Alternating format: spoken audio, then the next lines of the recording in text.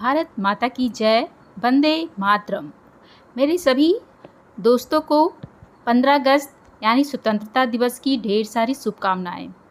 Friends, आज मैं 15 अगस्त के उपलक्ष्य में एक सिंपल सी ड्राइंग आपके साथ शेयर कर रही हूँ। आशा करती हूँ आपको पसंद आएगी। जिसके लिए सबसे पहले हम पेंसिल से स्केच ड्रॉ कर लेंगे।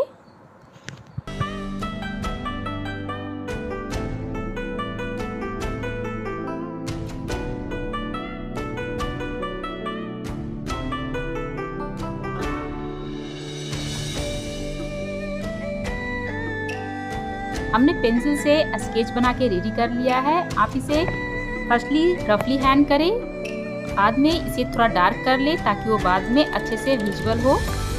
अब हम ब्राउन कलर में मैं यहाँ पे थोड़ा पानी मिक्स कर रही हूँ, साथ में हल्का सा रेड कलर भी मिक्स कर रही हूँ, क्योंकि यहाँ पे मैं लाल किला बनाने वाली हूँ। तो उसके कलर के अकॉर्डिंग यहाँ पे हम कलर मिक्स करके बना लेंगे और उसे रफली आप इस तरह से, जिस तरह से वीडियो में बताया जा रहा है, उसे फिल करें।